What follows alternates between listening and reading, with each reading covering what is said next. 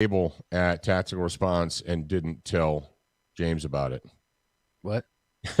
They just had an alumni weekend, and James posted a picture of a broken table, and he said, one of you screwed up this table, one of you broke this table and didn't tell me, and that's messed up. Although he didn't say messed up, he said other words. Yeah, it is messed up. So if you're listening and you broke the table, just go fess up and apologize. It's just a plastic Walmart table. Buy a new one. All right. Like, where did that originate? From right here. Hello. It's the Facebook. That's right. From here. From notifications from my friends. All right. Today we're going to talk about the Southern Viper. What? Southern Viper. Yeah, we'll get into it. And I got a question for you. Is private property important or critical to a constitutional republic? Can you have liberty without private property rights? Or do the two go together? I don't know. We'll talk about that today. Because if you're going to be a student of the gun, you need to engage your brain. We're going to do all of that as soon as Zachary plays the music. Stand by for education, enlightenment, enjoyment, and entertainment. He's not here to talk about your feelings. He's not here to say what you want to hear. He's here to say what needs to be said. Ladies and gentlemen, and children of all ages, please welcome your host, the pimp hand of America, Professor Paul Markle. Yes, indeed, it is I, the pimp hand of America. And the pimp hand was having a hard morning. I tell you what, the pimpess, the queen pin. So we have a deal. The deal that we have with each other, we have a bargain, is that she doesn't like to clean out the coffee pot, right? The coffee maker, to dump the grounds and rinse the pot and stuff. So she'll make it.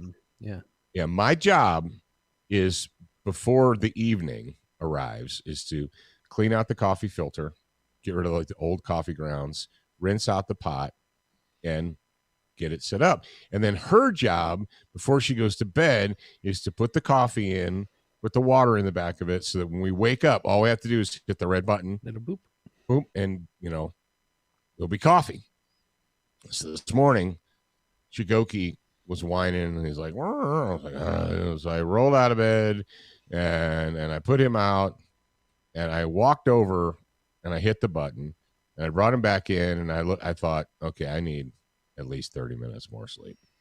So I went and laid down, and about 30 minutes later, I woke up, and I was like, okay, well, at least coffee's ready. I walk in the kitchen.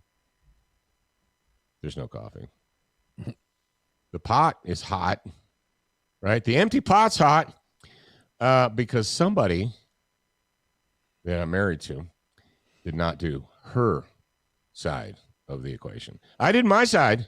It was cleaned out. Old grounds were dumped out.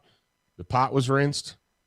But yeah, so that put a cramp in the beginning of my day. Oh no. You ever do that? Like you hit the thing and walk away and go fart around, and you think, okay, it's been enough time. The coffee's ready by now. Then you walk in and it's not. You're like, wait a second. That's why I just reach into the fridge and pull out a can. Ah. And I don't have to worry about it. No, not even close to the same. But you know what I've done before? We have one of those combination coffee espresso makers, right? Mm-hmm.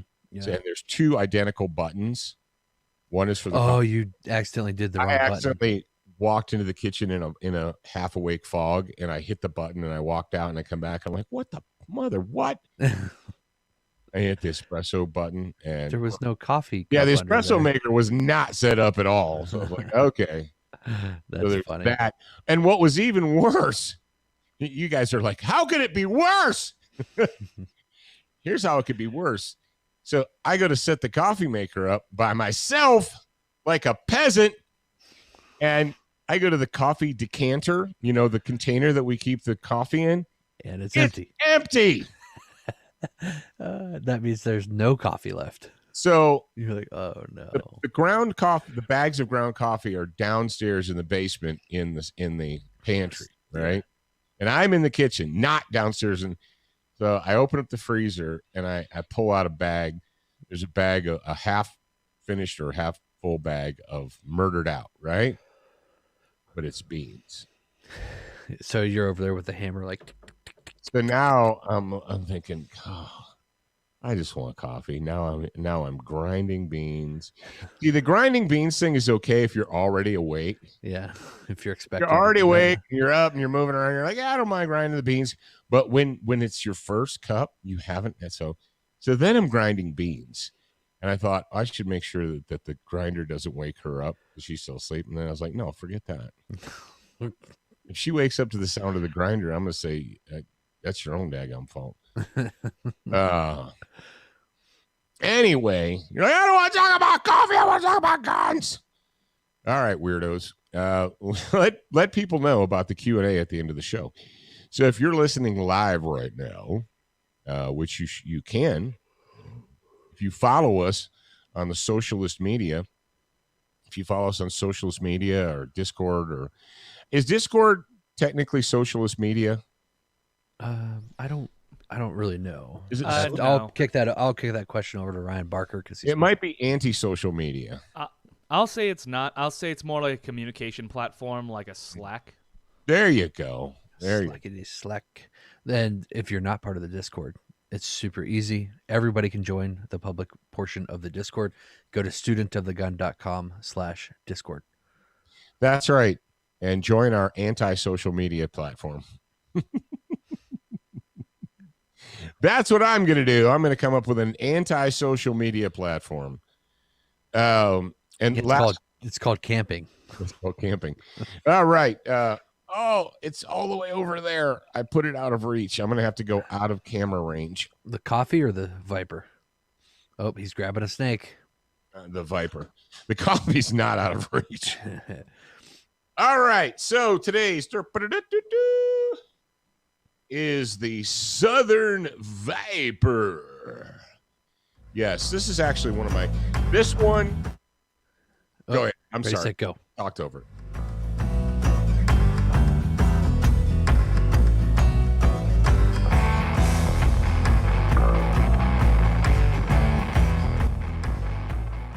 I'll admit that I actually forgot we had bumper music for that.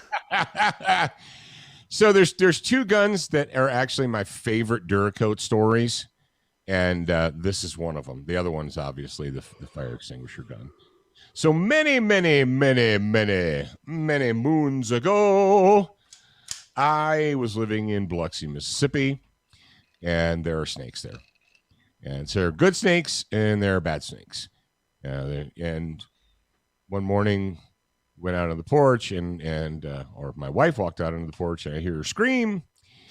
And I run out there, and she was going to sit down into the chair, and there was a snake on the chair.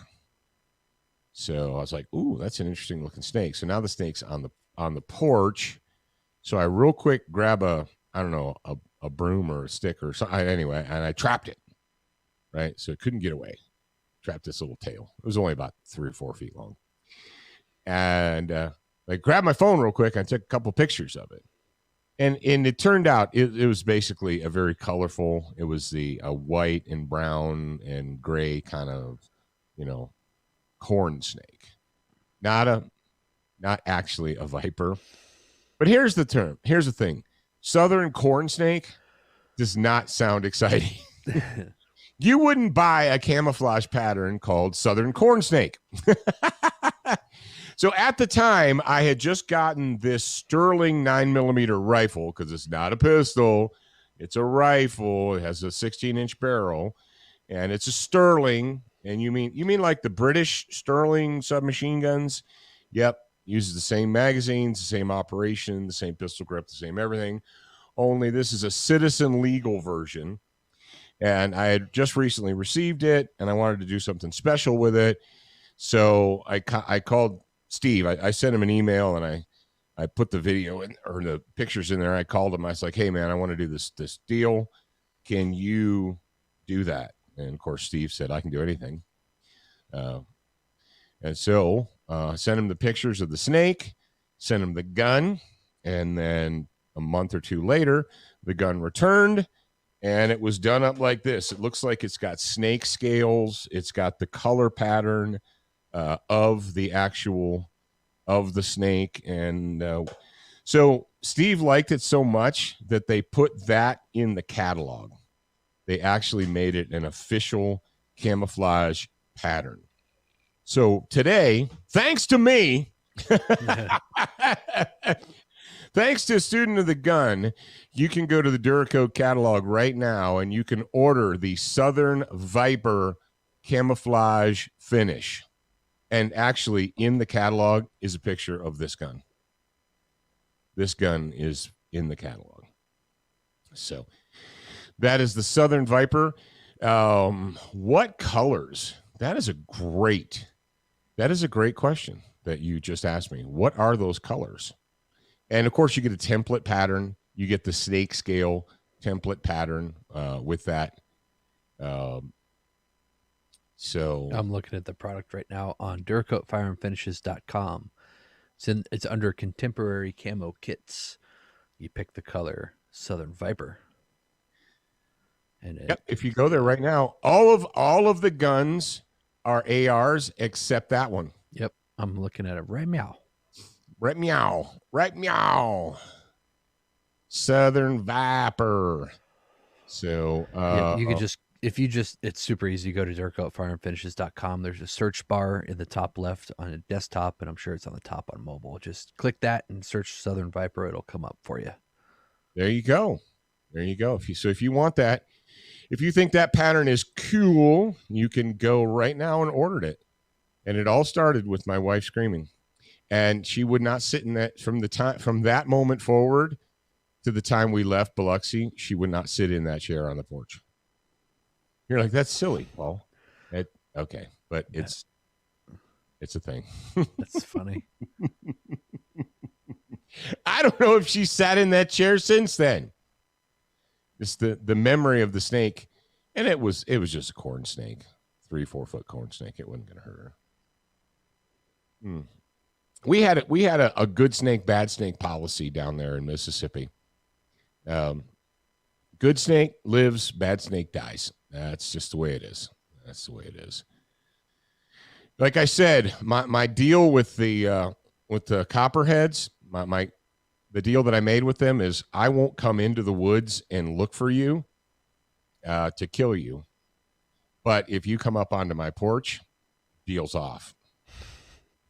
That's the bargain that I made with the copperheads. Like, I'm not going to deliberately go out into the woods behind the house and look for you, even though I know you're there.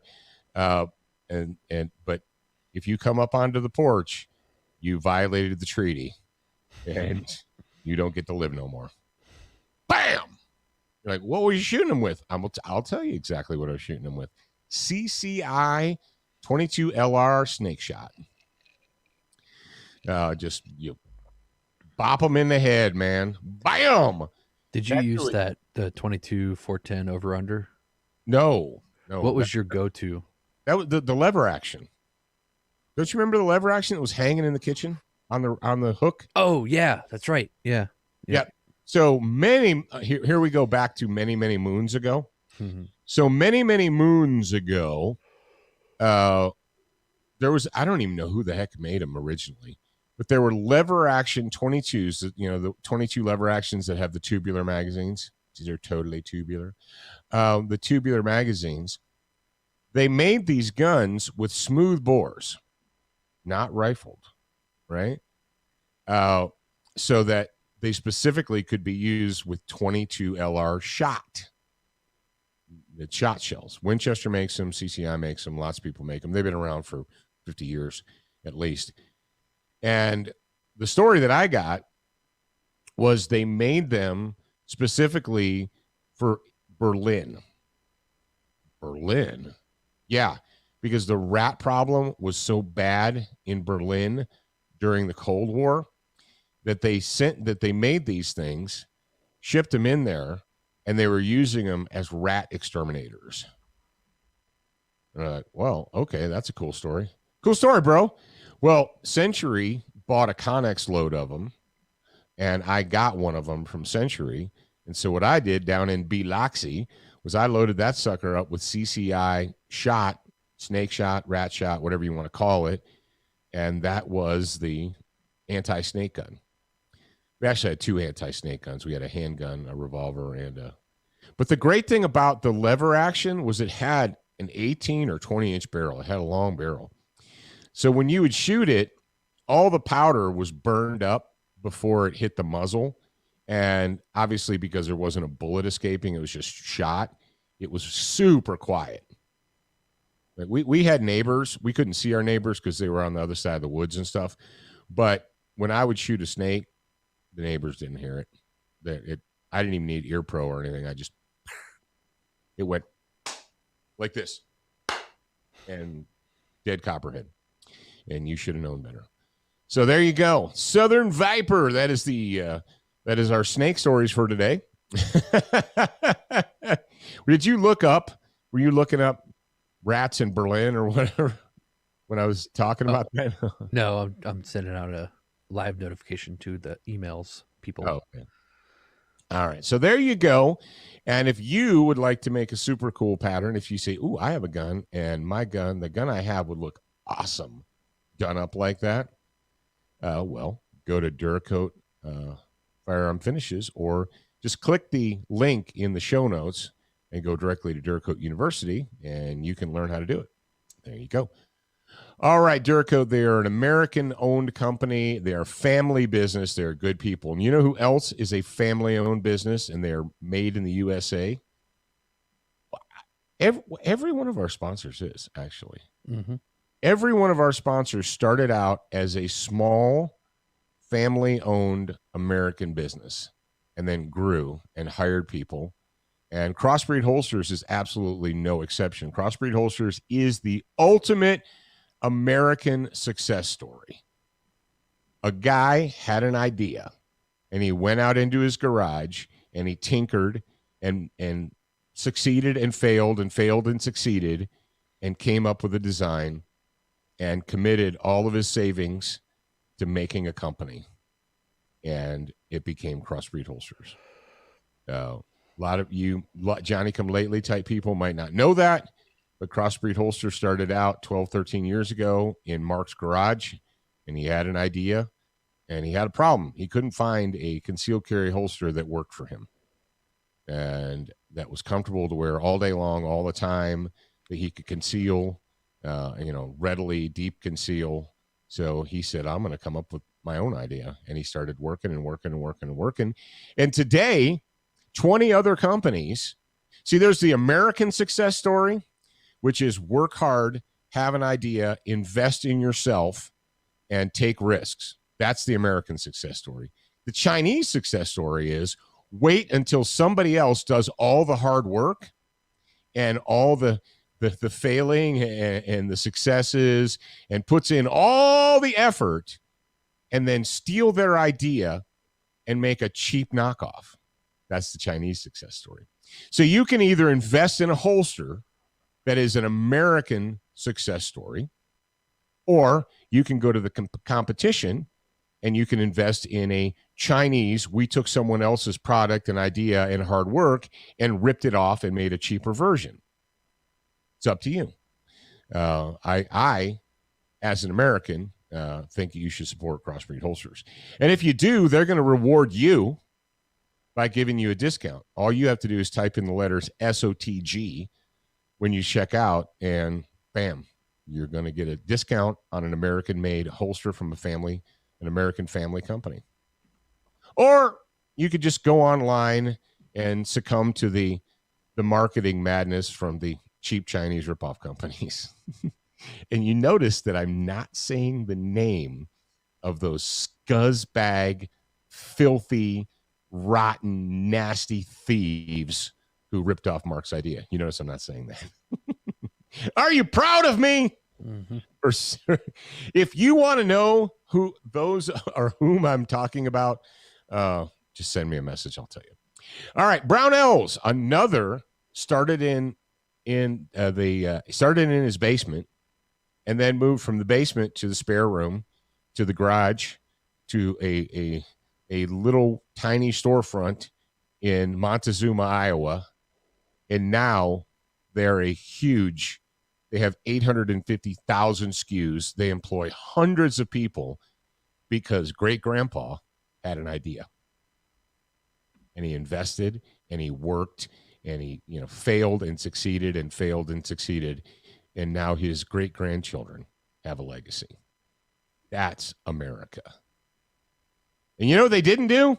None of these people, Durco, Crossbreed, and Brownells, none of them went to the government and said, give me money. Support me. Pass a law so that I can do this. No, they did it on their own with American know-how and American gumption. Brownells has everything that you need to go in, on, and around a gun. You say, well, no, they're not. They're out of stock. Well, if Brownells is out of stock, probably everybody else is out of stock too, and that's just the way the world is right now. What did we learn on Friday about out of stock things? Do you know why things are out of stock, America? Because half of your neighbors are sitting home collecting welfare checks, not working, even though there are jobs available. That's why things are out of stock. You're like, no, that doesn't affect the gun companies, doesn't it? I talked to somebody who's in a firearms accessory manufacturing business, and he's like, dude, they screwed up my order. And I talked to the boss, and he said, look, he goes, I really apologize for them screwing that order up. He said, but here's the thing. We're lucky to have enough people to keep the lights on and get the stuff made and shipped. And that's really not cool. It's not cool. But Brownells is cool. And if you text BRN to 556-223, when they get shipments of ammo or parts or bolt carriers or whatever it is you've been waiting on, they'll send you a message, especially if you click the notify me button. And I know some of you guys out there are kind of like screw that. I'm the instant toast microwave fast food generation. I don't wait. I want it now. Sometimes having Republic credits is not enough. Sometimes you just got to wait. But the wait isn't always that long. I've actually done that. I've clicked the notify me button, and like 2 or 3 days later, I got a message that said, hey, it's in stock. I was like, oh, that was faster than I anticipated. So if you really, really, really, really want it, just click the notify me button, and they'll send you a message. Say, hey, it's in stock. There you go. All right, Zach, are you with me, brother? I am right here. All right. Well, why don't you go ahead and bump in a little video, a little audio clip, and let the new listeners know what they should be doing. Attention, new listeners. We produced a complimentary online training course called 7 Training Tips That Could Save Your Life. Get instant access by joining the Student Lounge for free at studentofthegun.com. Do you watch Student of the Gun TV, read the blog, and follow us on Facebook? If you answered no to any of these questions, you are wrong, but you can easily fix yourself. Go to studentofthegun.com to find everything SOTG.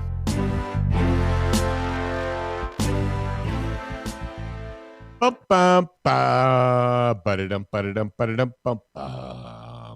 what you should be doing. Shop SOTG.com, studentofthegun.com, not SOTG, because somebody else owns that, and we're not going to pay them $50,000 for 4 letters. It's not Coca-Cola.com, man. We don't have to have it that bad. All right, so what are we going to talk about now? I got a question, Jared. Did you read the political thought of the American Revolution? Yes. All right. And I know that you read the founding documents, the Constitution and the Declaration of Independence and so forth. How important are private property rights to a constitutional republic? Notice I didn't say the D word. Notice I didn't say that. A constitutional republic. That is what the United States, in case you went to public school in the last 20 years, the United States of America currently on paper is a constitutional republic. It is not a democracy. Never has been. Not for one day.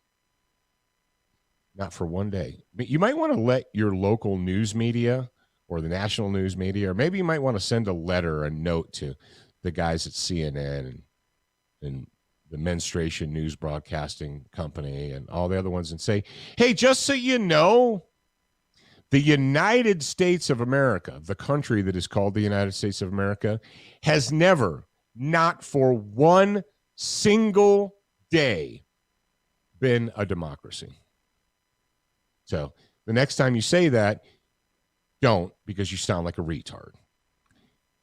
How important, and a lot of you guys in the grad program, because you follow directions and you understand, have read The Political Thought of the American Revolution. And the book called The Political Thought of the American Revolution goes into great detail about the thought process that went into creating the United States of America. Why did they do it? What was important? Why was it important? They weren't just sitting around one day drinking beers. They're like, hey, man, we're bored. What do you want to do? I don't know. Let's make a country. I don't know. What do you want to do? I don't know. Give people guns and free speech. Go. No. There was a lot of thought that went into it. And there were literally hundreds and hundreds of people that were involved. I mean, obviously the signers of the Declaration were involved, but there are many more than that. Private property rights. Now, if you go into the Fourth Amendment, Jared, what is Amendment 4? Let's see. Fourth Amendment. Yeah. So what does the Fourth Amendment say? Read it verbatim so that. Yeah, read it verbatim so that people, don't think you're making stuff up. It says the right of the people to be secure in their persons, houses, papers, and effects against unreasonable searches and seizures shall not be violated, and no warrants shall issue, but upon probable cause, supported by oath or affirmation, and particularly describing the place to be searched and the persons or things to be seized.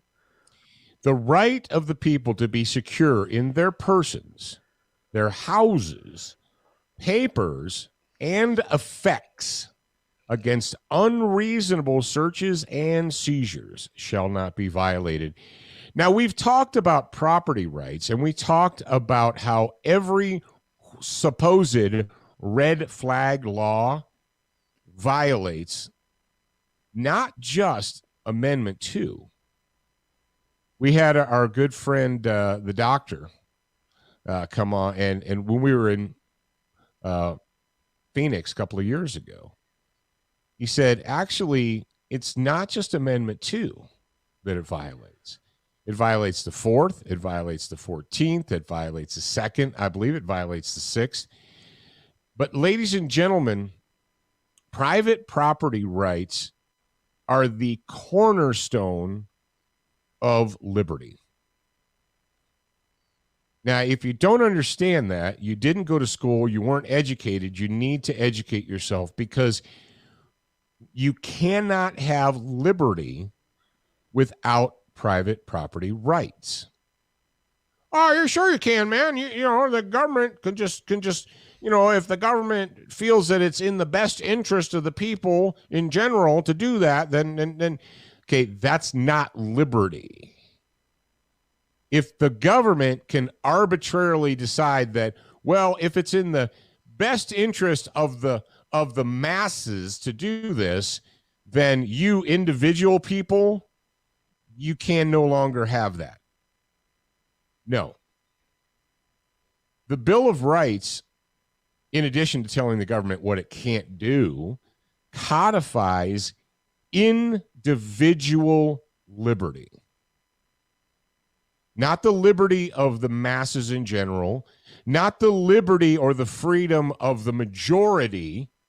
51%, if 51% said to do it, then that's it. That is democracy. Democracy is 51% of the people deciding to rule over and to shout upon the other 49%. Limbaugh used to make it super simple. He's like, 3 wolves and 2 sheep voting as for what's going to be for lunch today. That's democracy. Or, 3 guys and 1 woman voting that rape is now okay. Rape's legal. No, it's not. It's not legal. Well, 3 people voted for it. It's democracy. So there you go. That is strict democracy. Strict democracy is mob rule. And strict democracy has always failed. In the history of the world, democracy has always failed. Now, there are democratic principles, but there's a big difference between exercising democratic principles and being a democracy. You see, our founding fathers understood that if you don't have individual property rights, what you have is you're going to have a government that is going to become greedy and overbearing and all too powerful, and they're going to strip the rights away from the people in the interest of safety or security or fairness or whatever. You see, in the United States of America, on paper, you have individual rights. And it doesn't matter what your neighbors think, doesn't matter what the masses think, it doesn't matter what CNN thinks. Well, CNN's decided that guns are bad and nobody should have them. Well, if that's it, then we're just going to take them all away because CNN doesn't like it. No, they don't get to do that. You say, well, what if everybody in the town votes? What if we get, we have a town and we put a referendum up, a gun control referendum, and we all vote that no one's allowed to have a rifle that can take a magazine? You know what? You can vote until your face is blue, but you can't vote away my individual liberty. You can stomp your feet, shake your head, and throw yourself down on the ground like a toddler and have a tantrum, but you don't get to vote away individual liberty. And individual liberty is property rights. That's something that our founders understood very well, and it's elaborated. Jared, do you remember? You probably can't remember how many times in the political thought that they discuss property rights and how important individual property rights are to a free man. Yeah. You cannot have free men with liberty if the state controls all property. Right. Now, my question to you is this. Is your gun, you own a gun. You're listening to me, you probably own a gun, right? Is it your property? And a lot of you said yes. A lot of you said yes. I live in Arizona. I live in Montana. I live in Wyoming. I don't live in some crap hole like Maryland or California or New York. My gun is my property.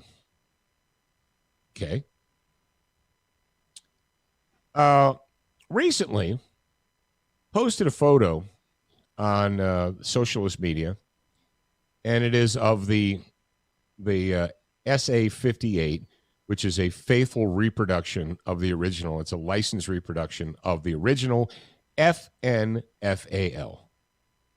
the Fusil Automatique de Guerre, right? The FNFAL, the right arm of the free world. Now, in the receiver, on the right-hand side of the lower receiver, there's a hole about an inch across. And I posted a picture, and I asked the audience, what is that for? Why is that there? Why is that hole there? What does it represent? What's the point? Because a lot of you guys said, well, I've seen FNs before, and they don't have that weird hole in the receiver. I don't get it. What's the point? Well, the point is, and I hate to get into the details of it, but the point is that it is representative of the R1 versions of the FNFAL that were produced in South Africa in the 1970s and shipped across the border to Rhodesia. And by popping that hole, what used to be there on the original Rhodesian guns, which came from South Africa, was the crest, the official state crest of South Africa, right? Was stamped, was in there. So in order to sterilize the guns, because the UN had an embargo against Rhodesia, and that's a totally different story that I'll get into later. They removed it in the factory by just, the guns were already built. They're like, hey, take that off of there. Boom. They put it in a machine. Bam. Pop that out. Nice circular hole. Now it doesn't say South Africa on it. Ship it up to Rhodesia.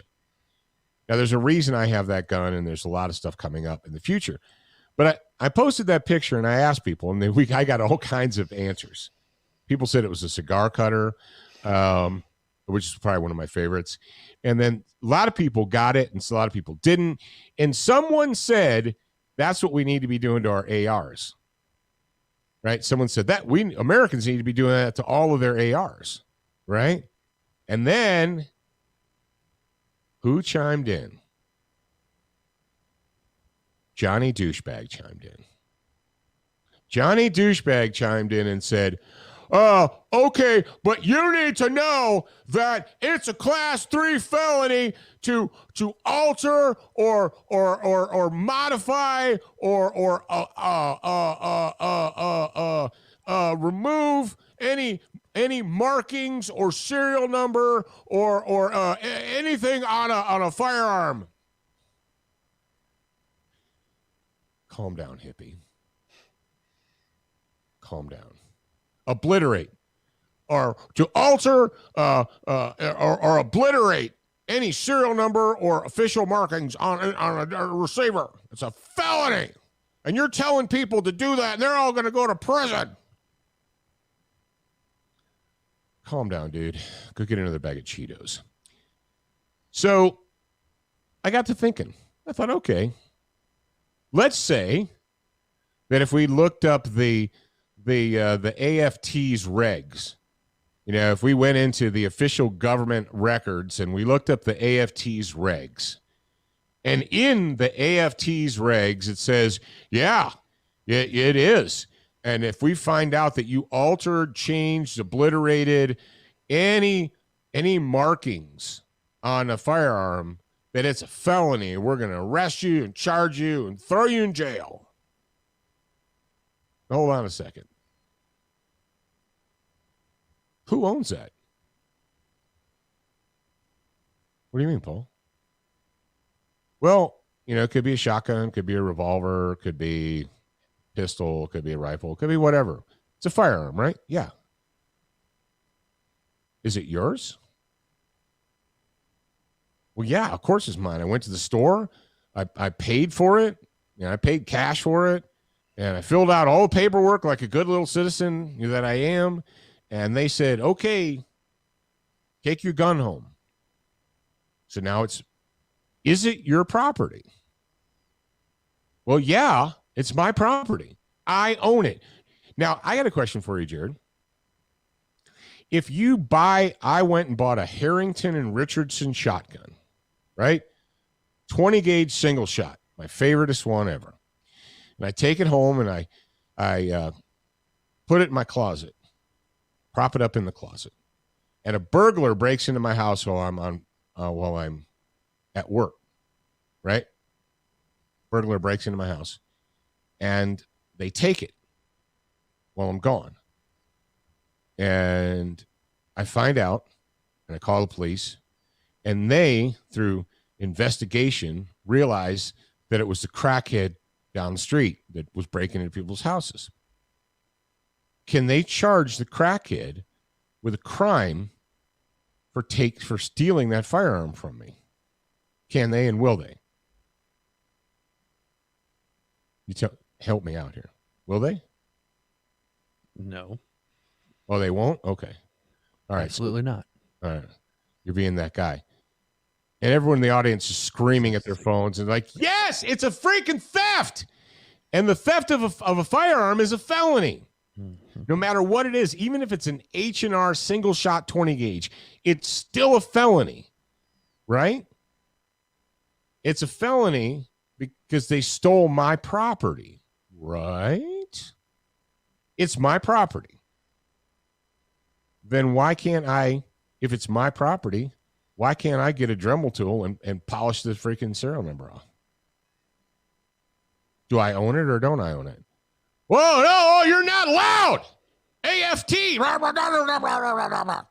And you go to jail for the rest of your life. Now, hang on a second. So it's my property, and I own it, but I'm not allowed to alter it or modify it.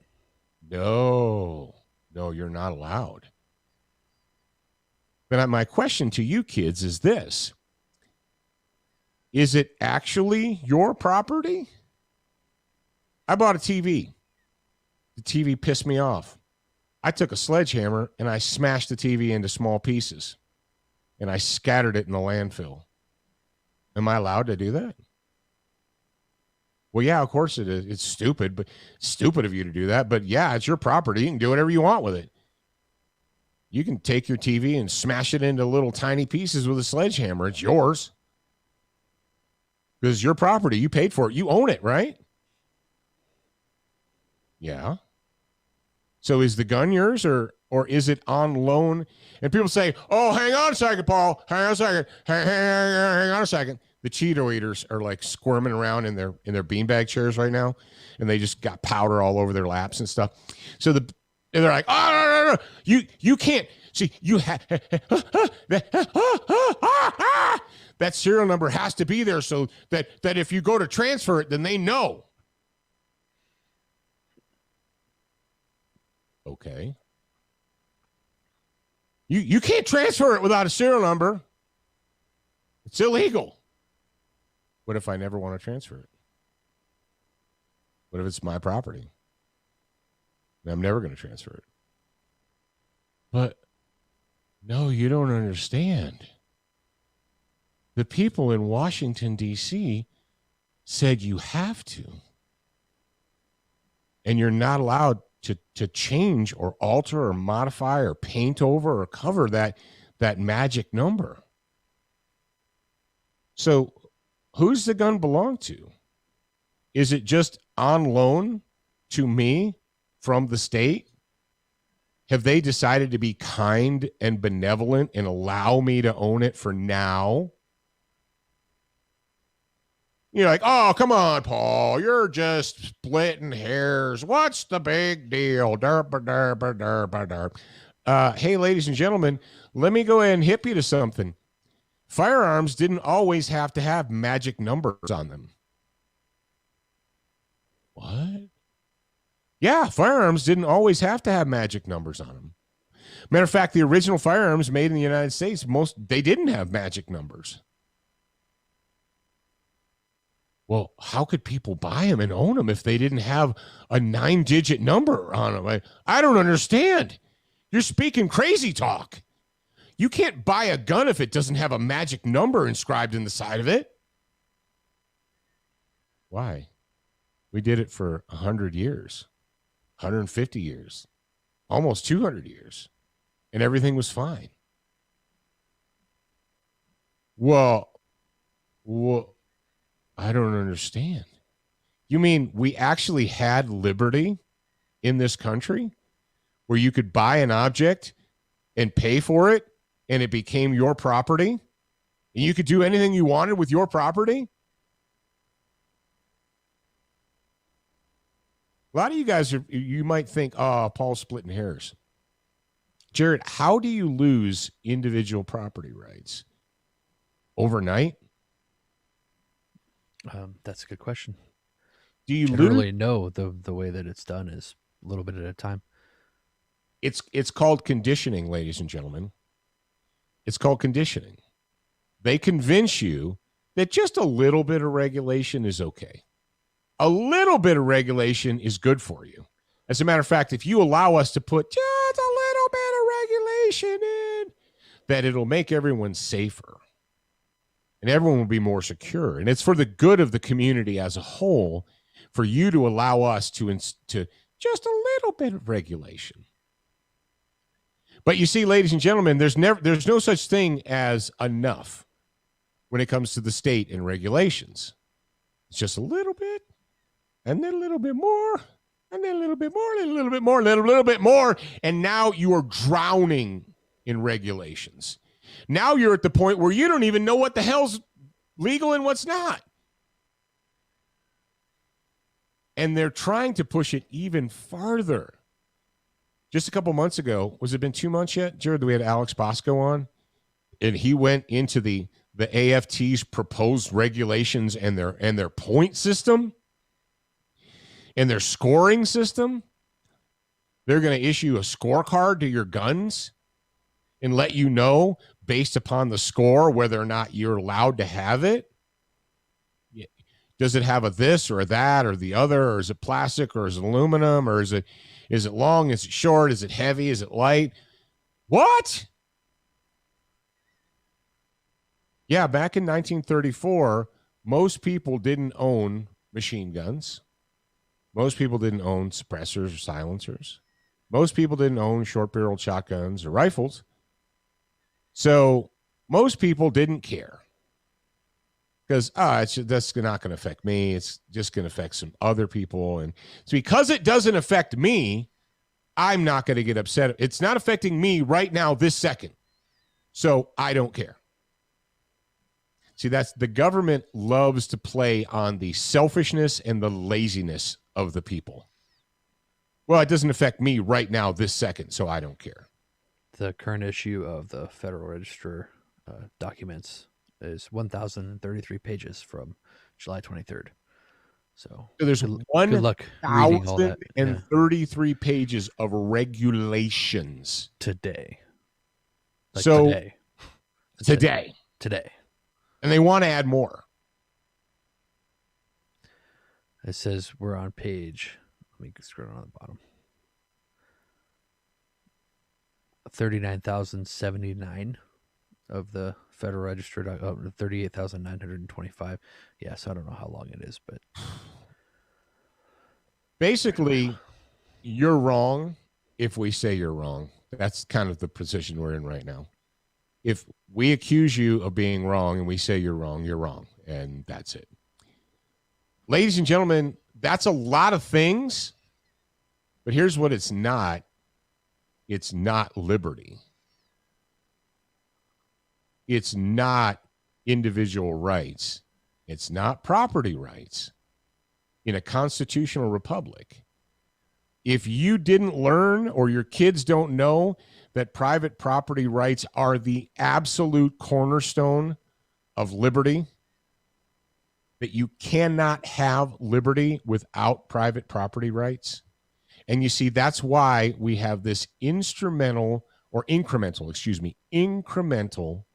conditioning that goes on, that's gone on in the United States. I've asked you guys before, is your money your money? Is it your property? And you're like, yeah, of course my money's my property. Really?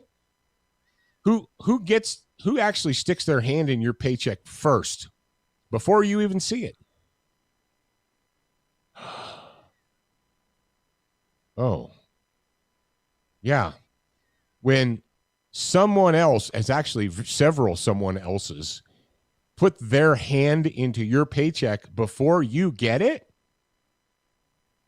is that money your property?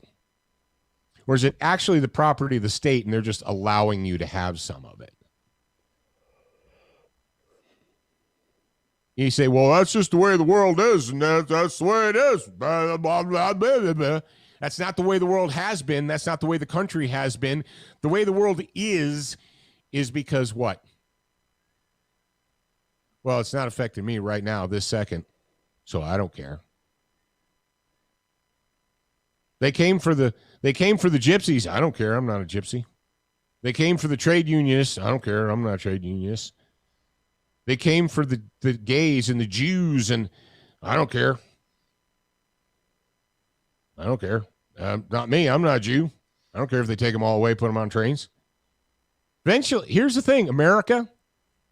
You can keep saying you don't care. You can keep saying it doesn't bother you. You can keep saying, well, it doesn't affect me today. Eventually, it will. Eventually, it will. And what did Martin Schleyer say? He said, yeah, they came for all these people, and I didn't care because I wasn't one. And then they came for me, and there was no one left to help, no one to turn to. Incrementalism. Right now, the the AFT and Sniffy Joe and the criminals in DC are trying to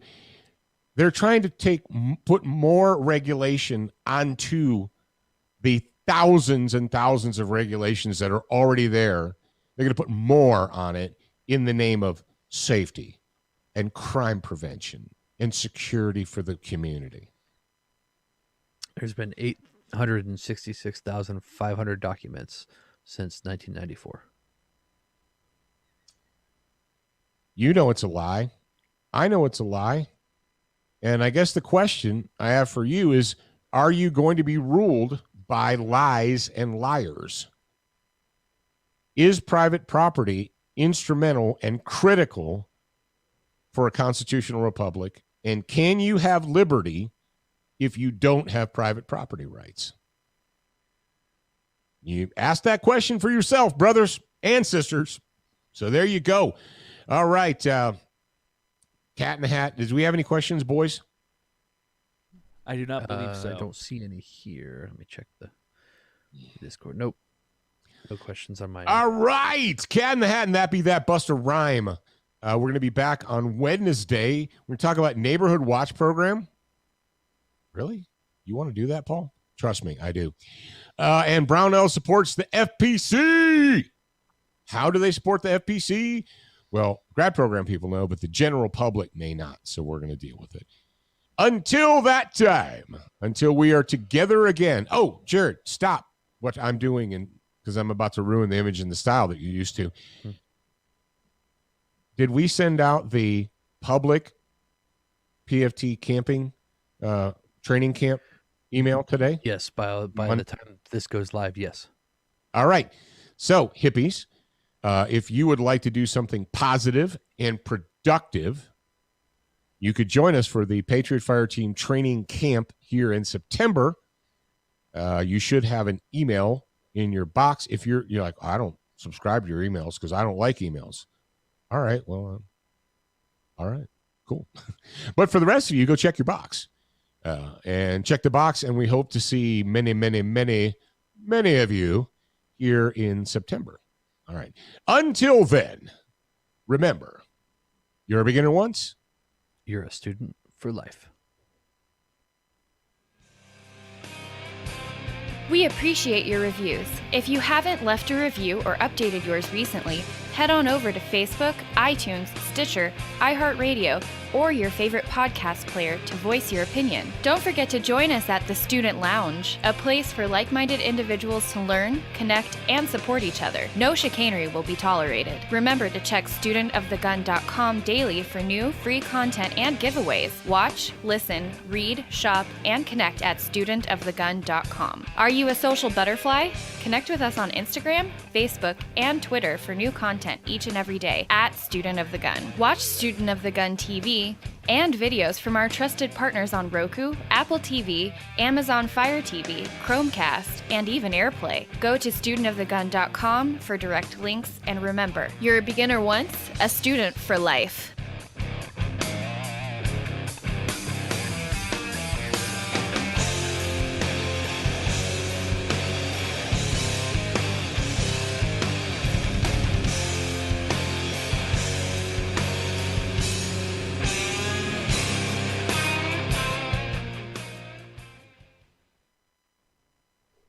All right, and that is the end of episode 1 for today. See, your mom thought I lost my mind. Why would happen? Yesterday, I did what you shouldn't do. I fell down the rabbit hole of YouTube clips of Black Dynamite. Oh yeah, that's a fun one. So, I pulled up the one where the guy's reading the stage cues. Sarcastically, I'm in charge. Turn startled. I love this that is one. A private club. And it's so subtle. You have to, when you first watch that, you're like, what? And then when you realize that he's reading the stage cues, then you're like, oh, I get it. I get it. Sarcastically, I'm in charge. So I'm in my office just laughing my butt off. And your mom's upstairs. She's like, have you lost your mind? All right. It is 38. Can we come back at 45? We can come back at 45. Jared, are you done to come back at 45? Yep. All right. At so 40 at 10:45. correct. Yes. Okay. Not All right. in So 45 minutes. About Okay. 6 minutes. Yeah, not 45 minutes. I At was 10. like, no, because I have 12 o'clock too. Okay. All right. All right, guys. We'll be right back. See you then.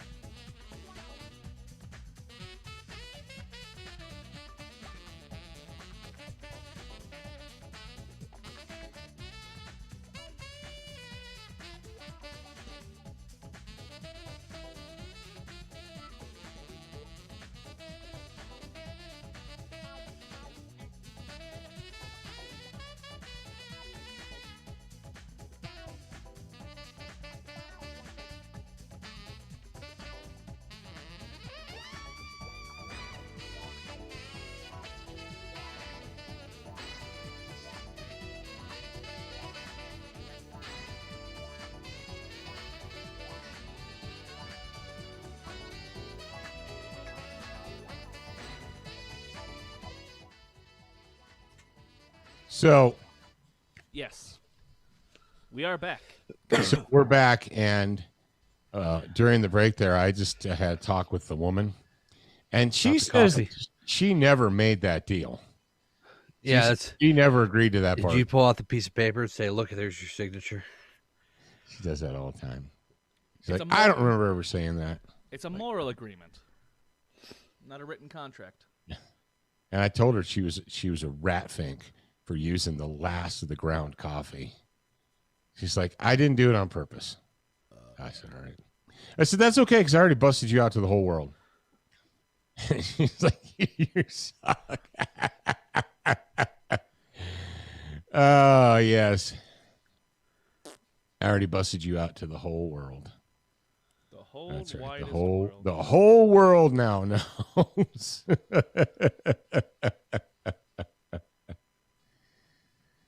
Oh, man. So there you go. There we go. Ta-da. Oh, there are. There you go. Where's my mouse? There it is. Cat in the Hat, and that'd be that. Buster Rhymes. Buster Rhyme. Sarcastically, I'm in charge. Excuse you. Turn startled. Turn startled. Sarcastically, I'm in charge. And he did it. He actually did it later too. When they were on the island of Dr. Wu, the fiendish Dr. Wu. Yeah. Oh yeah. They were doing that last scene. He did the stage cue thing then. He said something like shows picture. Oh, yeah. He Remember did that a said, couple times. shows picture. Here's my girl at home. It shows picture. Like, dude, you're not supposed to read the ones in italics. Quit reading the stage cues, you idiot. Or remember when Black Dynamite stands up real fast at his desk and bonks the boom mic with his head? Yeah. And he looks up at it while the other person's talking. And then keeps going. He just like shrugs it off and keeps going. Dynamite. Remember when he went? I don't know if it was just like the day that I watched it, but I rewatched it like a month or two ago or something, Mhm. and it was not as funny as I remember it being. Well, you. Like the little parts are funny, but the whole movie, I was like, I thought it was funnier. So I wonder if it was. Right, just I don't the day know. watched I think it. you're just in a bad mood because that movie's fucking Yeah. freaking hilarious. That movie's freaking Yeah. hilarious. And You're great, rattling off all these things now. I'm like, damn, that's funny. I threw that shit before I walked in the room. I threw that shit before I walked in the room. That's my favorite part. That's absolutely my favorite part. I told you never to interrupt my kung fu. But And he goes to hang up the phone and he hangs. hangs it up backwards. He's like trying to get it hung up on the cradle. He's angry and he's trying to hang it up, but he keeps fucking up. And he can't figure out. He's a Vietnam veteran, but he always calls them the Chineses. He's like the Chineses. And I don't know, and Ching Chong, some Chinese shit. I don't know. Did you ever see the animated show? No, I know it exists, Apparently, but I it's pretty never solid. watched it. Apparently, it's pretty all right. It's pretty okay too. Exactly, it's pretty okay too. You're pretty okay too, Daniel-san. Do you think these two things will keep us full the entire time, or? I don't know. How much time you want me to spend busting out your mom? You I already just- did that. I'm not gonna say. I'm gonna switch to topics now. I was on Instagram and I was looking at somebody's story, and it says it's the title of a story, I guess from New York Times, and it says, "Don't go down the rabbit hole. Critical thinking, as we were taught to do it, is not helping the fight against misinformation." Oh, fuck yourself. I need to read this article, but there's no There we go. link to it. We Stop thinking so much. We can put that in the frickin' show notes. Thinking a lot is not helpful. Just do what you're told. Just do what you're told. I need to read the article because it might just be a clickbaity thing, but Could be. if don't go down the rabbit hole. Nowadays, I wouldn't be surprised. Article, it's crazy. Like what? That's not the rabbit hole. Here we Critical go. thinking New York is the rabbit Times. hole. It's in the opinion section. Ugh. New York Times is a shit rag.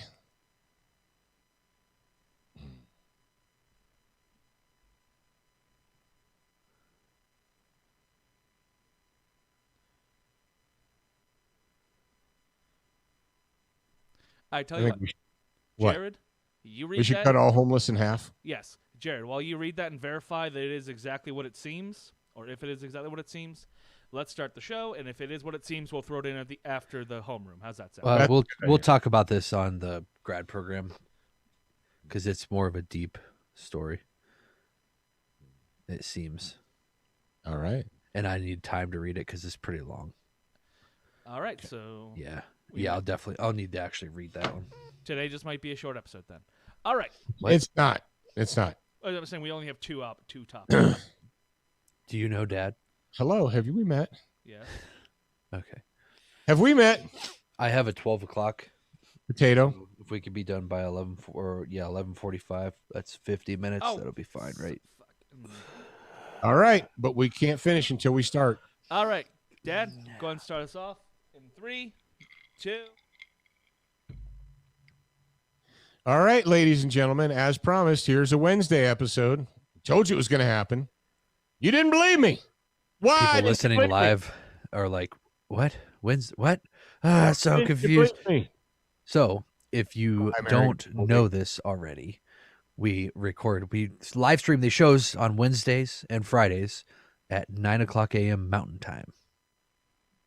So you can join us live there. Or if Discord somebody, server, shootingthegun.com/discord. or if somebody's coffee wasn't ready, then 9:30. Yeah. Just be in the Discord server at 9 o'clock.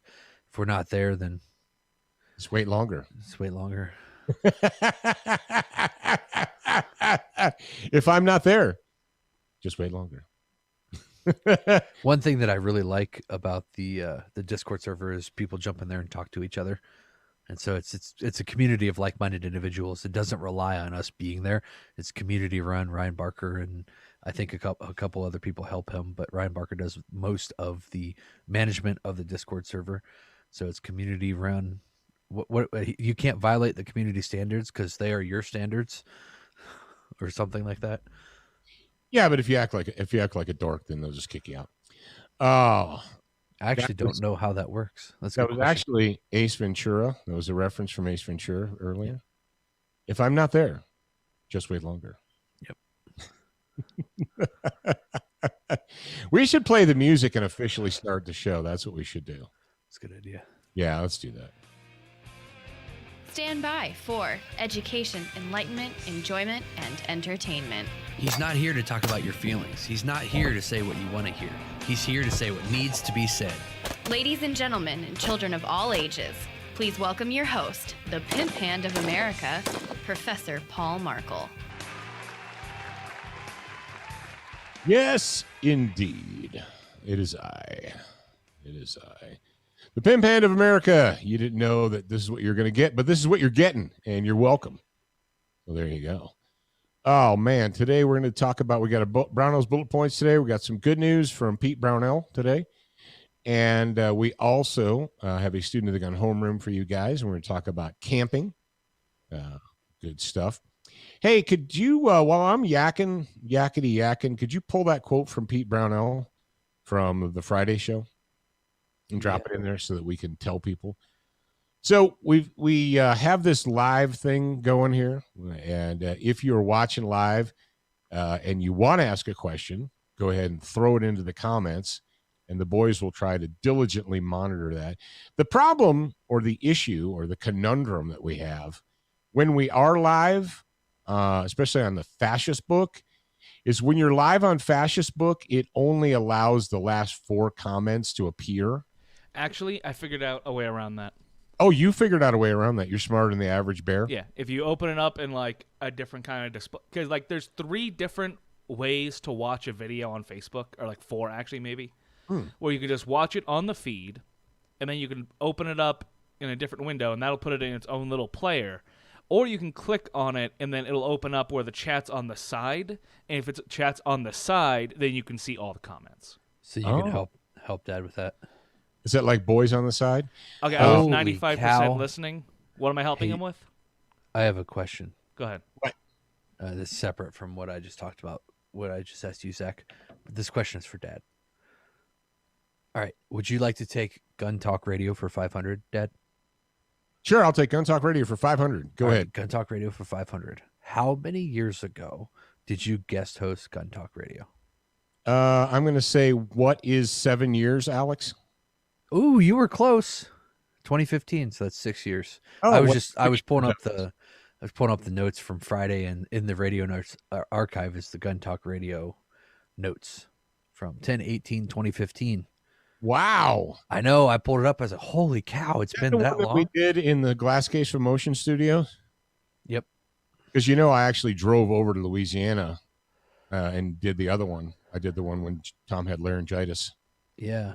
Oh yeah. So this one his studio. actually I don't know, but And then we did the one hour 1 was bad people will use anything to hurt good people.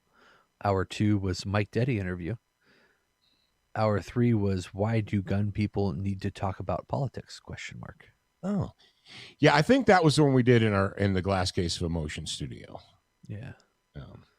So there you go. 30 seconds. 30 seconds. Thanks, Jim. All right, I got that thing in the notes for you. All right. Thank you very much. All right, Zachary, would you please bump us into the Brownell's Bullet Points of the Week?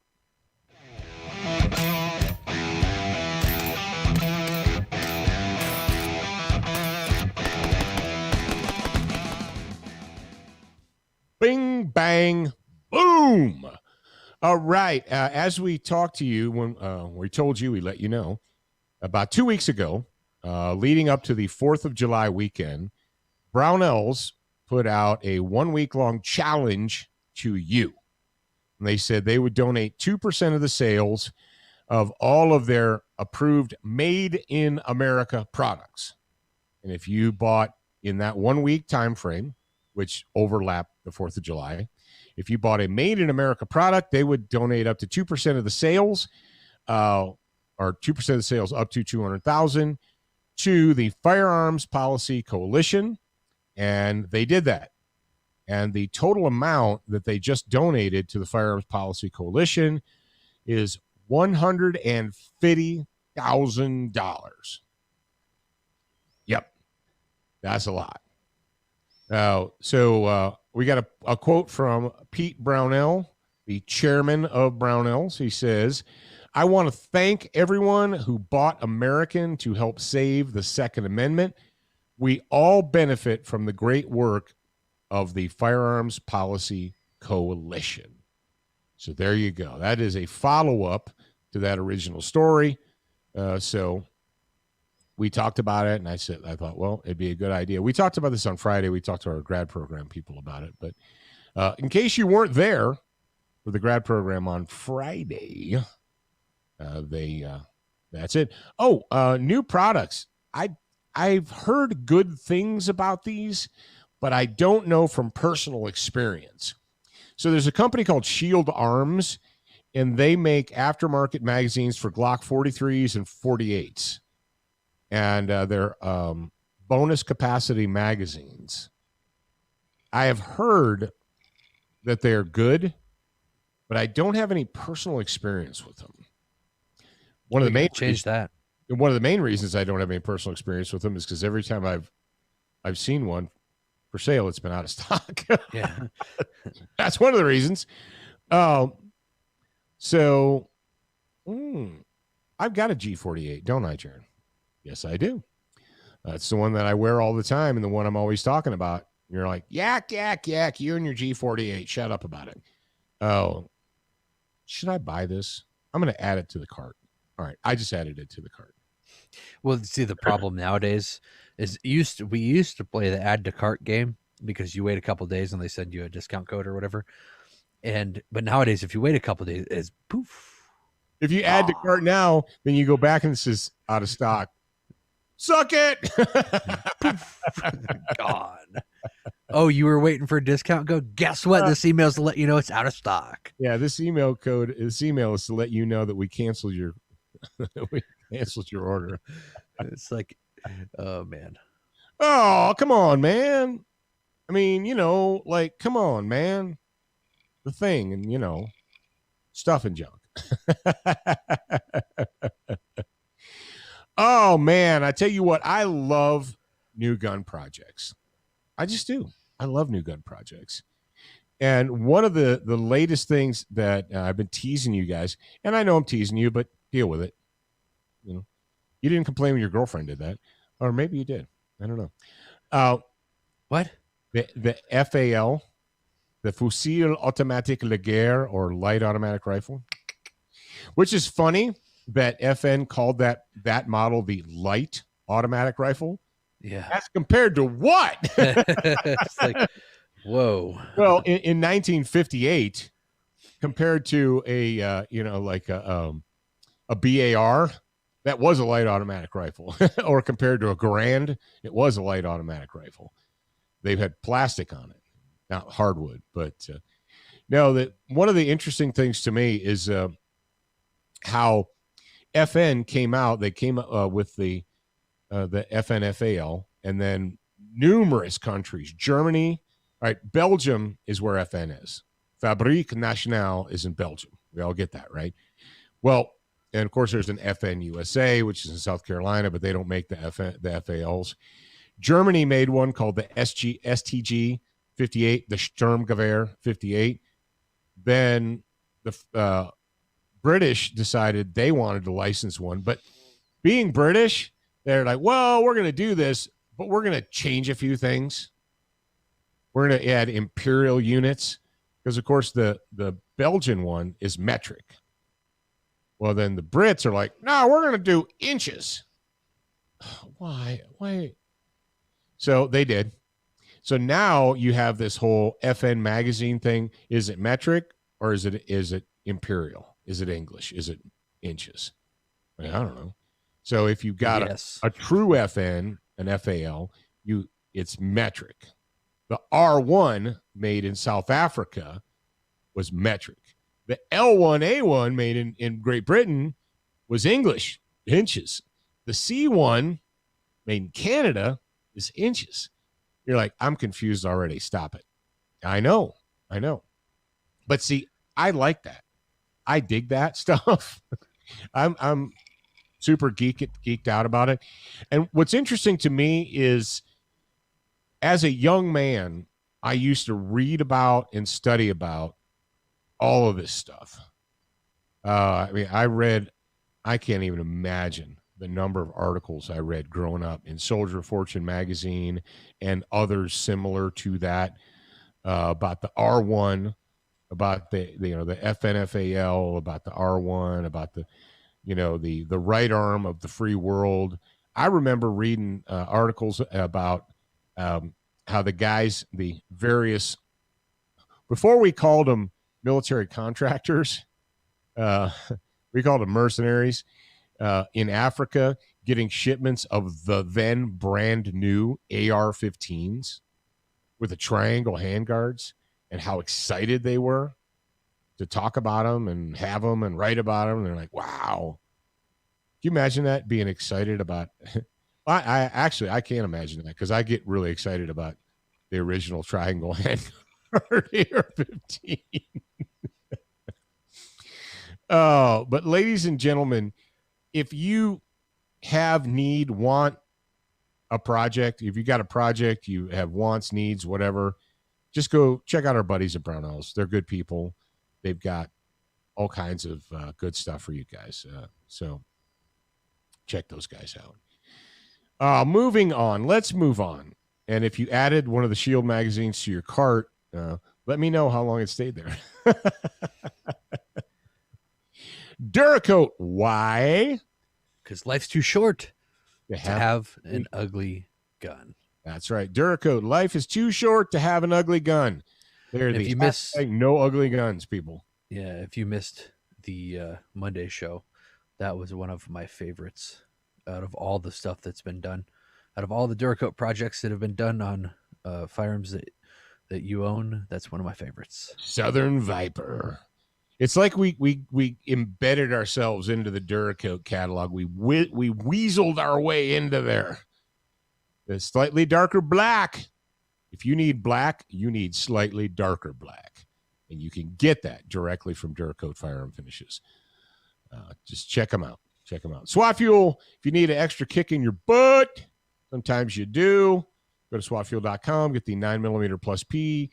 And if nothing else, there should be a bottle of 9mm plus P in your emergency bag, if you have an emergency pack bag, whatever, there should be one of those in there.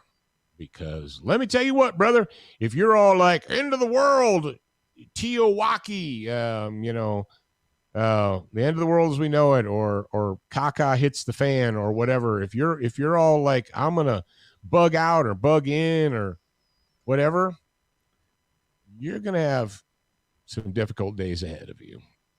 And sometimes you might need an extra kick in the butt. That's what SWAT Fuel can give you. All right, let us move on to the Wednesday. This is when I close my mouth, and Zach is going to speak to you and let you know what you should do. ShopSOTG.com is the perfect place to go if you are a student of the gun. Whether you want to expand your brain, increase your marksmanship, or help keep your family safe. All that, plus the pimp-hand brands that you love. ShopSOTG.com has almost anything that an American patriot would want. Education, enlightenment, and entertainment, and we're open 24/7. Check out ShopSOTG.com today and see for yourself. You know what I appreciate? I appreciate the fact that Zach keeps the store open all day long, 24 hours a day. 24/7. I appreciate the fact that Zach keeps ShopSOTG.com open 24 hours a day. And if you appreciate that too, well, you should let Zach know. You should thank Zach and say, thank you, Zach, for keeping the store open all day. So if I'm on third shift and I feel the need and desire for an autographed copy of one of Paul's books, I can get it because I'm an American. That's right. That is right. All right. Oh, good news. Hey, I don't know if we shared this with the audience or not. I talked to Nick this last weekend. And he was actually pretty jazzed because a pipe hitter's guide to crushing the coming societal breakdown now has over 200 reviews on Amazon.com. Nice. Yes, nice. He probably wanted to extend his thanks to our audience. Yeah, well, he said when you talk to your audience, if you could let them know that, I appreciate that. Because Nick knows that our audience supports him. Yeah. So Pipe Hitter's Guide to Crushing the Coming Societal Breakdown by Nicholas Orr now has over 200 reviews on Amazon. And that is righteous, brothers and sisters. That is righteous. Something else, in case you guys have not been paying attention or you've been just kind of slacking, sometimes you guys slack. You do. I'm not putting you down, and I'm not judging. So I slack every single day. But one of the things that I'm going to let you know or remind you of is the fact that, Nick put out an audiobook because, he listened to you freaks. Nick has written 3 books in the Operator series: the original Operator, Sin City, which is book 2, and then Operation Diomedes, which is book 3. And obviously Diomedes is the newest book. It's the most recent book. It was released, I think, a couple months ago. Well, there's an audiobook version. And what I told Nick I would do for you guys, if Zach would allow it, was I told him that I would let you guys listen to a sample. Zach, can we do that for the folks at home? Can we let them listen to a sample of the book? Yeah, we can totally do that. That'd be So our boy Nicholas Orr, he read your emails or comments or whatever. You're like, oh man, if I got fiction, I want an audiobook. And he said, all right, calm down, hippie. And he produced an audiobook for you guys. So if whenever you're ready, Zach, go ahead and play. This is a sample of The Operator, Operation Diomedes, a new audiobook from our buddy Nicholas Orr. Chapter 17, USS Bataan, LHD 5, Caribbean Sea, 25 miles due north of Bonaire. It was 20:30 local time when Nestor called another all-hands meeting. Gentlemen, we have a green light for the mission. All assets are being put into place. Everyone present had their game faces on. Sunset tomorrow is exactly 1838. Bird 1 with Ringo and Happy at the controls will lift off at no later than 1840 with all 4 team members aboard. The Baton will have moved to 25 miles northeast of the VZ coast, double international water limits. Ringo assures me that time from liftoff to landing should be no longer than 15 minutes. Weather reports are clear with a light southerly wind. Bird 2 will be manned and on standby on the flight deck for emergency evac. Atreus spoke up for the first time. Pointing to the aerial photograph, he announced, "Friendly ground assets will hit the park entrance checkpoint at approximately 30 minutes after sunset. The aim is to pull reinforcements from the bungalows. Naturally, we do not know how many men the commander will send to reinforce the checkpoint, but we can assume it will be at least half of the troops in the bungalow area. This will turn their attention south and west while you approach from the north. This is the only road that leads to the targets, and it is a safe, tactical bet that they will be concerned with keeping it closed." This time it was not Ajax who interrupted, but Hector put his hand in the air. "Yes, Hector," Atreus acknowledged. "What if they send men to the gate and the containers? I thought we'd be hitting them cold." Atreus nodded. Command made the decision to go with a PSYOP attack as well as the primary assault. The friendly ground assets are anti-Chavez guerrillas. When the smoke clears in the light of day, the finger will point toward the FLV, Front for the Liberation of Venezuela. Chavez will have two disagreeable options: blame the anti-government rebels for a dastardly attack on his army, or go on television and claim that the evil American imperialists destroyed his stash of stolen weapons. Command is betting that he will take option number 1 and secretly see that we spoiled his arms deal. Either way, he will have an extremely hard sell going to the UN to complain that we had the gall to destroy a shitload of stolen arms hidden in the jungle. All heads nodded in unison. Nestor took over. "Washington is understandably nervous about your mission. Despite the intel and pictures of the containers, they want absolute proof that the weapons stolen from us in Iraq are actually inside of the steel boxes.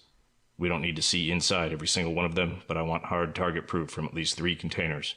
You will breach the containers and Paris will transmit real-time images back to me using the satellite phone. I will be in the CIC, Combat Information Center, with the CIC commander. Those beautiful F-35 stealth fighters up on deck will be circling above with 500-pound JDAMs under their wings." All eyes widened simultaneously. The boss continued, "We need 2 critical pieces of intel from the ground, photographic proof, and an 8-digit grid at what you believe is the center of the arms cache. As soon as you give me the proof we need and the team is clear of the target, the fighters will be greenlit to deliver the ordnance. Command believes that the strike will be amply destructive to remove the stolen weapon stash from play. As soon as the sun rises, satellite images will confirm the destruction. Questions?" Ajax raised his hand.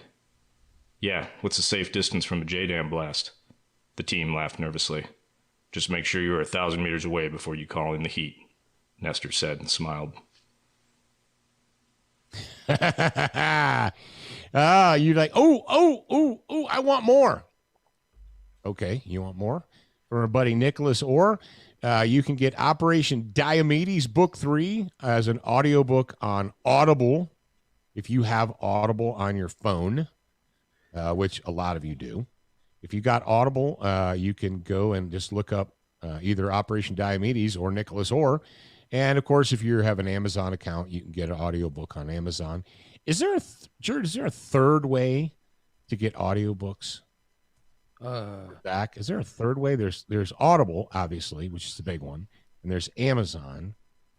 Is there another one? Can you listen to audiobooks on iTunes? I think so. Yeah, you can. Yeah, I think you can listen to audiobooks on iTunes too. So either way, iTunes. iTunes. If that's something you're digging, that's something you're interested in, we just thought we would.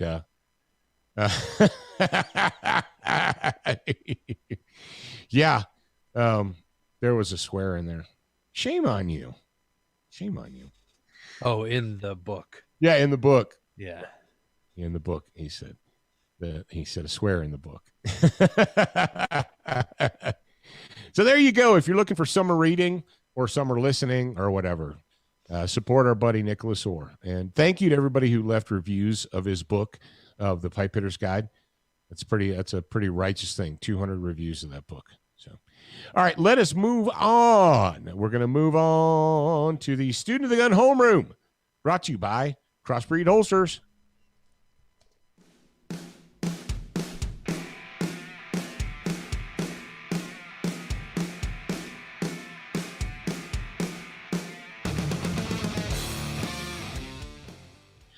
All right. That is Madison Rising with the song dangerous. And we want you to be dangerous on demand. Of course, Crossbreed Holsters wants you to be dangerous on demand. And how can you be dangerous on demand? Well, carry your gun, freak. Go to crossbreedholsters.com. And when you do, use the promotional code SOTG. You're going to save some money, be a happy camper. All right, today's topic, neighborhood watch, ... with rifles. Neighborhood watch with rifles? Yeah.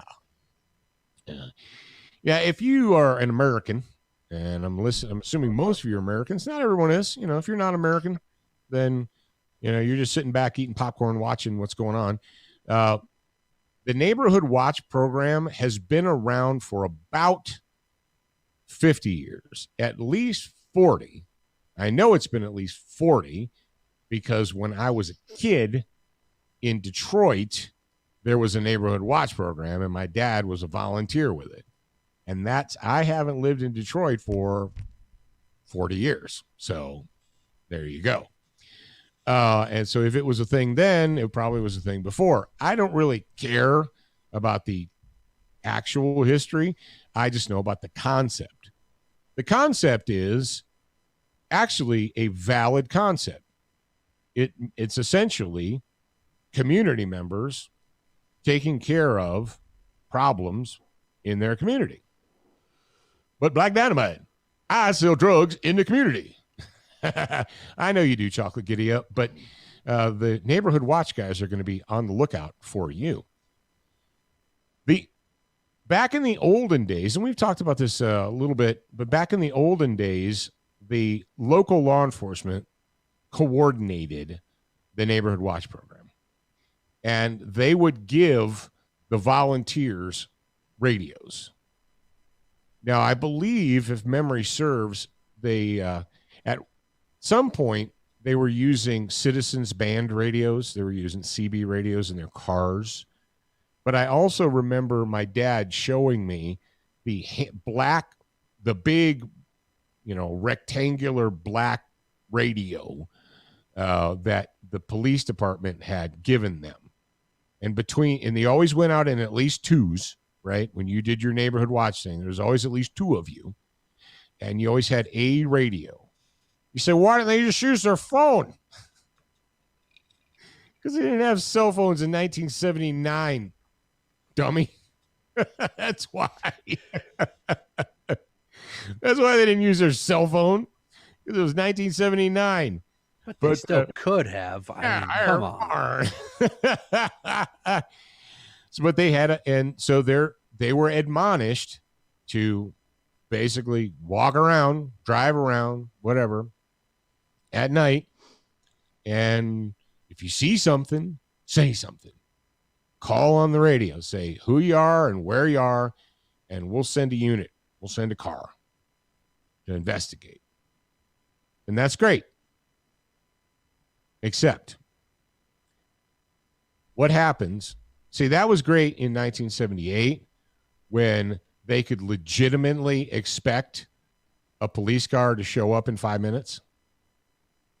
In 1978, when my dad was volunteering with the Neighborhood Watch program, he could call on the radio and say, this is Neighborhood Watch Unit 14, on Shaner Avenue in Detroit, and this is what we see.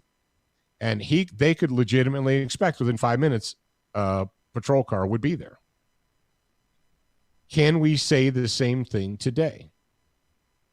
Legitimately. Can you legitimately expect, well, maybe yes, maybe no. What do we know? After every, whatever it is, hurricanes, tornadoes, wildfires, ice storms, earthquakes, natural disasters, right? The emergency services are generally immediately overwhelmed. 911 calls are coming in from everyone. Legitimate stuff all the way to, why does my cable not work? Or, my cat didn't come home or whatever, right? So we saw this during Katrina. Obviously, we saw it during the aftermath of Sandy. You could just go down the list of natural disasters and ping them off, and not if you can even call 911, help will be coming later. Well, when is later? A half hour, an hour, 2 hours? We don't know. Later, at some point in time. So if your whole game plan is to watch and call someone else, what happens when that someone else ain't coming? Because they're overwhelmed. Now, that's natural disasters. What about man-made disasters? Deliberate and purposeful civil disorder, civil disturbance, riots, looting. So the Democrats, because that's who does it, let's be honest, the Democrats are rioting downtown. And downtown Minneapolis is on fire. So where are all the on-duty police officers and ambulances and firemen? They're all downtown. Yeah, but you don't live downtown. You live in a suburb 4 miles away. And you called 911 and they said, that's nice. Have fun. We'll write it down. I'll write that down. I'll write down what you told me. And in some point in the future, someone will come. Yeah, but I need help now. Okay. Thanks for telling me. But here's the reality of the situation.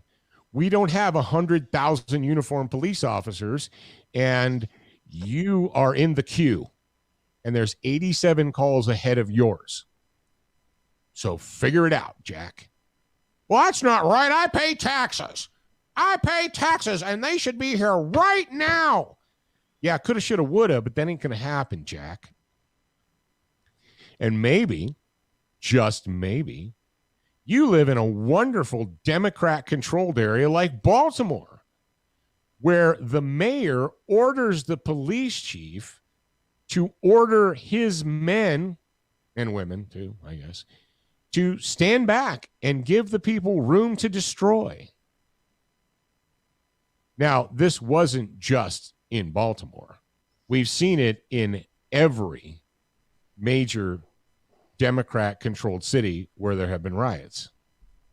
Police officers are told to stand back 3 blocks, stay back 3 blocks, stay back 4 blocks, to not be confrontational, to not confront the protesters. Well, it doesn't take long for the, quote, protesters to realize that the cops aren't coming. So they can do whatever they want. It's open season on the citizen. That's reality.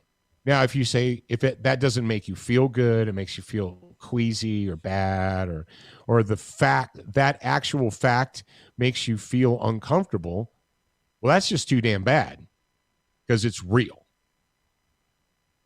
Then you got places like Portland where protesters who actually were rioters who were arrested. Feds, all right, you guys remember this? KGW.com, feds quietly dismissed dozens of protest cases. They weren't protest cases, you liars. They were rioters who were arrested and charged with all kinds of crimes. And the feds, that's right, Joe Biden's criminals, the criminals from D.C. went in there like, hey, just these people are all Democrats, registered Democrat voters. We're just going to give them time served and fines. Yeah, but they burned police cars and they looted and stole and burned down buildings and beat people up in the streets. Yeah, but they're protesters.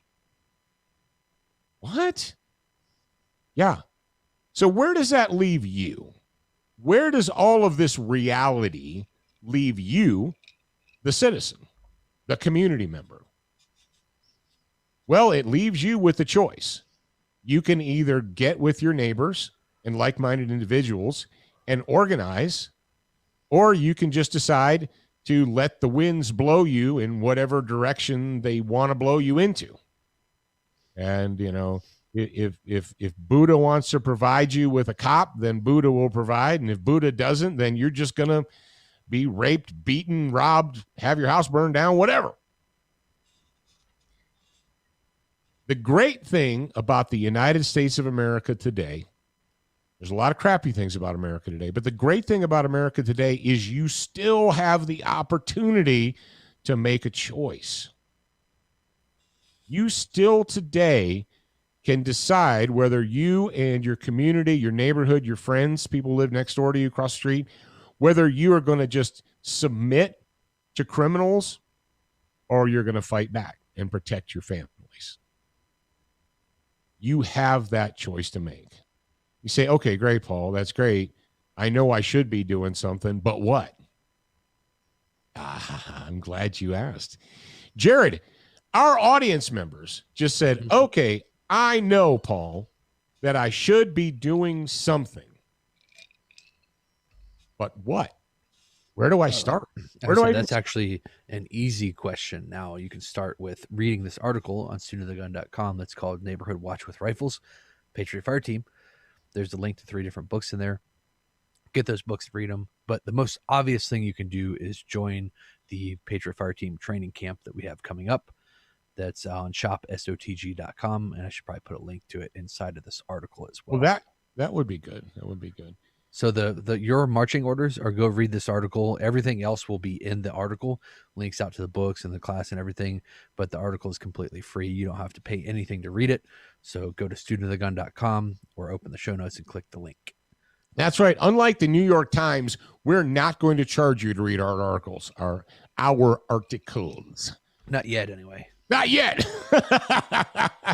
Did we sell out of the mission planners, Zach? This is when Zach says, crap, now I have to turn my microphone on. Yes. Wow. Good for us. No, yes, as in I forgot to turn my microphone on.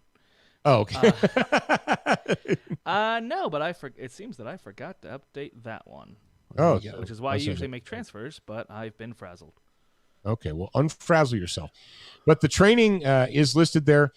You know, ladies and gentlemen, like I said a little bit ago, the fact is you can today in the United States, unlike other countries like England or Australia or whatever, where they don't have a choice. They can't, even if they wanted to, the people in England couldn't get together with their neighbors and fight back against criminals. They've been disarmed. I mean, they could, like with, I don't know, what are they allowed to own, Jared? I think they have to have licenses to own cricket bats now, don't they? I don't know. They can't have sharp kitchen knives. They had to turn all those in. Well, I know we have somebody listening from there, so yeah. I mean, are you guys allowed to own cricket bats still? Write us, info@studentofthegun.com. I know you're not allowed to have Klingon war swords. We know that. Bata Batala. Oh, remember how proud the British bobbies were to announce that they had seized the Klingon war sword from the peasantry? That's funny. That's right. It's off the street. The Klingon war sword is no longer on the street.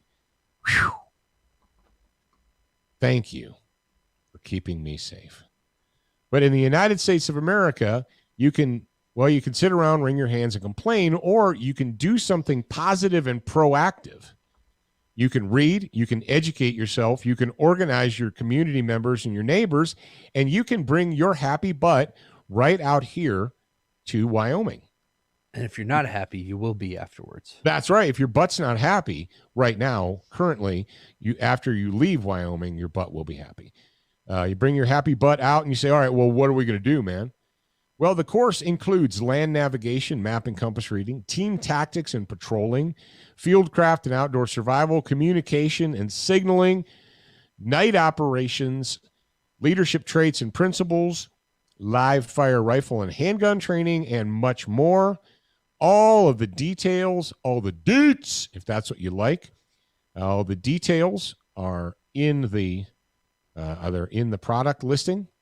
So if that's something you think you're interested in, jump on it. Jump on it. Jump on it. Like the song. That's right. Jump on it. And of course, if you're a grad program member listening right now, You should already be aware of the fact that you got a promo code for being a grad program member. So make sure when you sign up that you use the promo code. There you go. And also, open your emails. No, If you're I subscribed refuse. to the Student of the Gun email list, then there's an email in there inviting you to come to the training camp. So there's that. So lots of good things that you can do. You know, I understand that you're angry. I understand that if you're an intelligent human and you're paying attention to the tyranny and the lies and just the flat out criminal behavior that's coming out of Washington, D.C. and many of your state capitals, I get that. And you think, I know I should be doing something. But what? Well, this is the but what. This is the but what. So avail yourself to that. Zachary, my man. What's up? How far into this particular program are we? Into Wednesday's episode, are we? We're about 40 minutes. About 40 minutes. Do we have any questions, sons of mine? No. None? Correct. Wow. Wait. Never mind. That was a different kind of question. Is there a dog barking? Yeah, they got Puck. Oh, well, that's Jared's dog barking. Okay. Yeah. I thought that was That's my 12 o'clock showing up that's your 12 o'clock. at My 12 11:30. o'clock is here. All right. Crap. All right, so I guess that's a good time to wrap it up then. My 12 o'clock is here. You make me laugh out loud. You do. You so make me laugh out loud. All right, ladies and gentlemen, here's the deal. Here's your marching orders. Well, first of all, thank you to everybody who supported Brownells and the Firearms Policy Coalition. Like I said, if you don't want to be fighting in the streets with your children at your feet, you need to fight in the courts, and that's where FPC is fighting for you in the courts. Yep. If you would like to support them, it's super easy. Just follow them at Brownells. Also, we would love it if we had a super full class of motivated, like-minded individuals here in September. September is going to be it'll be a good time. It's not, it's warm, but it's not too warm. It's not like crazy Africa hot. It gets cool in the evening, so it's nice and comfortable, warm in the daytime. We're going to have a good time with or without you. Whether you show up or not, we're going to have a good time. So if you show up, we'll maybe have a better time. I don't know. But that is available. And if you're still kind of on the fence, just go read the article. Read the article. Doesn't cost you nothing, man. Doesn't cost you nothing. Not a finger. Not a finger. All right. So there you go. Thank you very much to everybody out there in the Student of the Gun listening audience. Make sure that you're sharing this with friends and relatives and neighbors, because right now, at no other time in our nation's history, we all need the information. We need the encouragement. We need to be spot on, and this is where you get it. You get it right here. And they can't. StudentOfTheGun.com. That fascist book can't shut us off. They can suck it. All right. Ladies and gentlemen and children of all ages, I want you to remember every day. Oh, and don't forget to support our buddy Nick. Nick's your buddy. Nick's your buddy. pal. Nick's your pal, and he did an audiobook just for Nick's you. the kind of guy that doesn't mind if you puke in his car. That's right, Nick. So remember, you're a beginner once. But you're a student for life.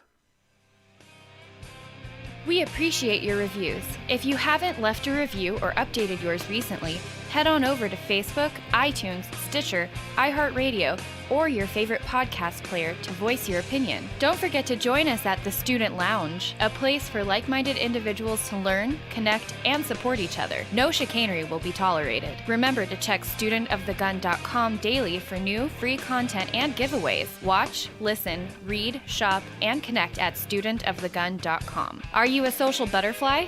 Connect with us on Instagram, Facebook, and Twitter for new content each and every day at Student of the Gun. Watch Student of the Gun TV and videos from our trusted partners on Roku, Apple TV, Amazon Fire TV, Chromecast, and even AirPlay. Go to studentofthegun.com for direct links, and remember, you're a beginner once, a student for life.